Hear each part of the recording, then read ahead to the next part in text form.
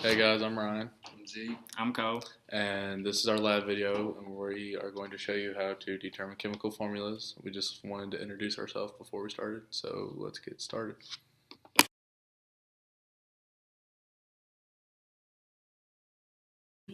One of the fundamental components of the modern atomic theory is the law of definite proportions.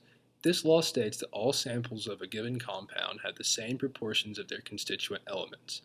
The whole number mole ratio is referred to as the empirical formula of a compound.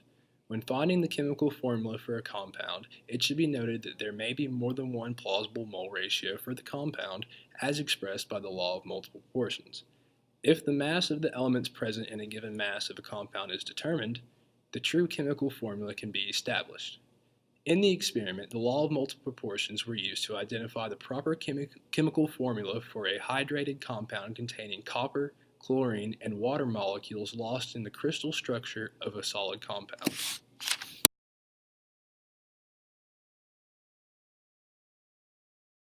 A sample of the compound with a mass around 1 gram was obtained and transferred to a crucible with a known mass. The mass of the compound, along with the crucible, was recorded as well. By resting the crucible containing the compound on a clay triangle and heating the sample using a lab burner, the water of the hydration was driven out, causing the color to change from blue-green to brown.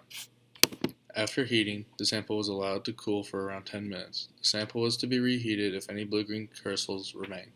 The mass of the cool crucible with the sample was recorded as well. The copper chloride sample was transferred to a clean and empty 50 milliliter beaker after the crucible was rinsed with 2 8 milliliter aliquots of water. An aluminum sample was then added to the beaker to react with the sample to produce elemental copper on the aluminum wire. 5 drops of 6 molarity HCl were added to dissolve any remaining aluminum salts in the mixture. Then the copper was washed and then filtered. 10 milliliters of 95% ethanol was added to the copper sample on the filter paper. The mass of a clean watch glass was recorded, and then the copper sample was transferred to the watch glass. Once the copper sample was dry, the mass of the watch glass and copper was recorded.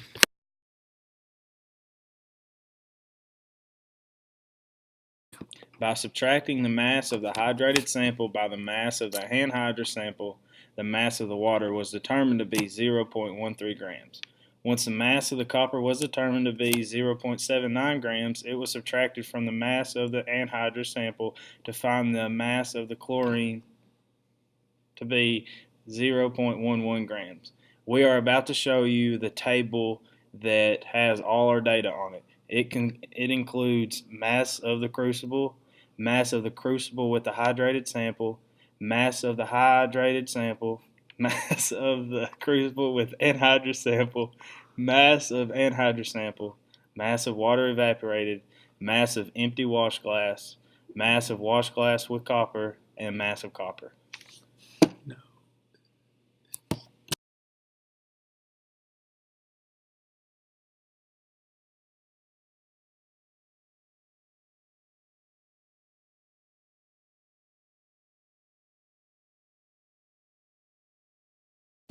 Well, that is the end of our lab, and the conclusion we had for our lab is that the chemical formula that was found is to be copper 12 chloride with 7 water molecules. The funny thing about that is that formula does not exist. So a possible reason for the error is that the percent of the mass of copper found in the sample was relatively high, and perhaps aluminum pieces contaminated the copper sample and affected its mass. The known formula for hydrated compound containing copper, chlorine, and water is CuCl2 with 2 water molecules. If masses of the element were determined correctly, the compound used may have been this as well.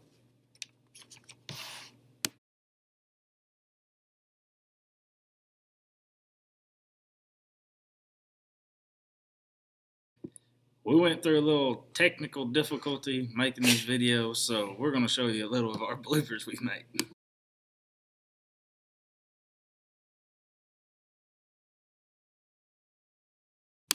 Okay, well, I'm going to introduce you to our lab.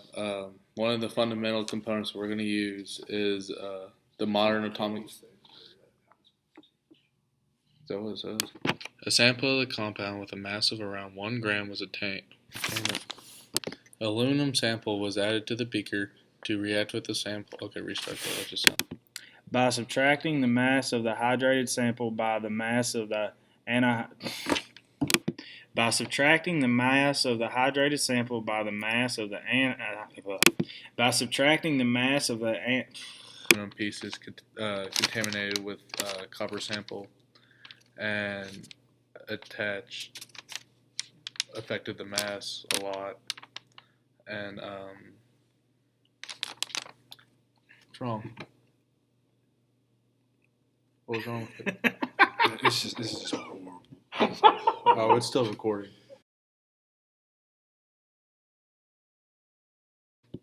Go. See ya!